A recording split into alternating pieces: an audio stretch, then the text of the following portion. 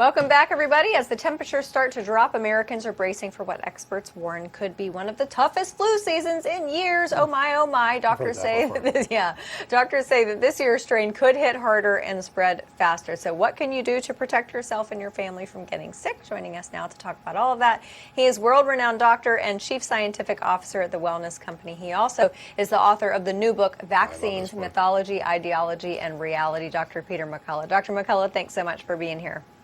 Thank you.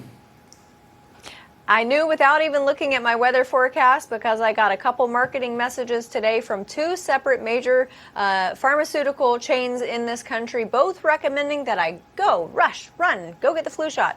Is it necessary? It's really not. Remember, influenza is a respiratory illness. It starts in the nose and the throat.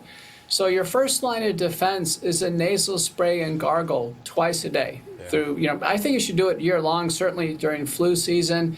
There are many products out there. My favorites are actually Xlear, Xlear, then the gargle spray, but you can use Immune Mist, CoFixRx, NeoMed, and the list goes on and on. But make sure you're using a nasal spray and gargle twice a day. You're out and about, for sure it should be done. That has the greatest reduction in the risk of influenza and other viruses, far more than a vaccine.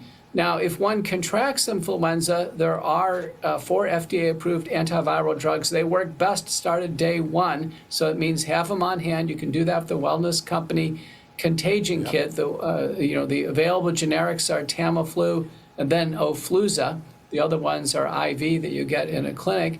And, the chances of any adult getting influenza, way less than 1%. But if it happens, be ready with early treatment. Yeah, that's the key. So we've had the flu around for so long, and it always seems mystifying to me that beyond the vaccine, the other things, the preventative care like gargling or the therapeutics early on, they seem to fall by the wayside as a better option. Why is it there's a bias against those two interventions, which, by the way, have a higher record of success long term? It's whether you take a vaccine or not. Remember, the vaccines have way less than 50% efficacy. So, in most studies, the majority of people who get flu have taken the vaccine. So they're actually following the recommendations for the vaccine. It's just that they're not very effective. So I think our public health messaging should change to practical things, nasal sprays and gargles, having some medication kits at home, the pre-prescribed antivirals, secondary antibiotics if needed. Americans need to do better than just take a vaccine. That's been the public health messaging now for decades. And hopefully if the new team in place, we'll start to see a focus on, practical other preventive measures and early treatment. So important. Ever since COVID, we all have learned about ivermectin. It has become a topic of conversation, a topic of controversy, frankly, during COVID. But now I understand that there is a topical application of it for some skin issues. What is that about? Well, sure. Topical ivermectin's been around for a while, but it works great for acne. Some people develop that pitting acne, typically women more than men. There's papulopustular rosacea. We've even found some post-COVID and post-vaccine skin rash syndromes that are responsive. So topical ivermectin is really good to have around. It's available from the wellness company. And, ivermectin was the best spin-off from the pandemic. It's something it turns out to be a very versatile drug that has so many different applications. We should have spin-offs after a major human event like the pandemic. Wow. So if you have a rash that you haven't seen before, or if you have consistent rosacea, those are two things that ivermectin could be useful in treating? Oh, for sure. Wow. I had a patient the other day who, through the pandemic now just has this relentless acne, and it does have a rosacea pattern to it. And I prescribed it, and it's working fine. That's amazing. Wow. All right, so how do we get ivermectin from the wellness company? Because you have it in the topical cream. It's really simple, right?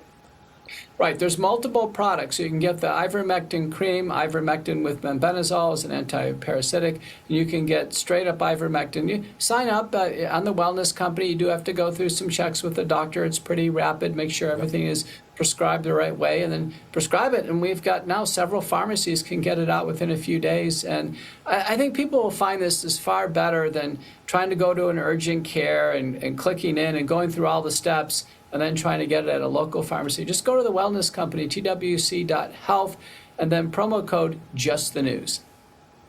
That's great. We love it. Dr. McCullough, ever since COVID, the vaccine schedule has been a topic of conversation, and it's been a very, very stressful issue, especially for parents considering vaccines for their children. That all falls under the umbrella of medical freedom. My concern is that we've moved into a medical ecosystem where doctors are a part of a system, some type of corporate hospital system. So it's very hard for them to break away and offer advice to their patients that they feel in their gut is the right thing to do, rather than following the messaging of the corporation. How many of these independent family doctors who are detached from a hospital system, how many of them are there left in this country, and how do we get back to that? Probably fewer than 5%. Association of American Physicians and Surgeons is one group of those independent doctors. They keep a roster, a nationwide roster. So if you go to aapsonline.org, you can look at that roster. I just spoke actually at one of the Health Freedom Caucuses in Ohio, and they're putting it into law that doctors, no matter what their employment status, they ought to be able to freely give their opinion and not be constrained by their employer. Can you imagine if we had employers for all the lawyers and all the plumbers, and that we couldn't get different opinions? When it comes to medicine, law, home improvement, you name it, there are always multiple opinions, and everyone deserves the chance to get a second opinion, not just get a corporate narrative. Absolutely. So important. Dr. Peter McCullough, world-renowned doctor and chief scientific officer over at the Wellness Company. Thank you so much for joining us tonight. And to our audience, head over to TWC.health /JustNews today. You can use the promo code JUSTNEWS. That's TWC.health /JustNews and use promo code JUSTNEWS. We're going to be right back on the other side of this break.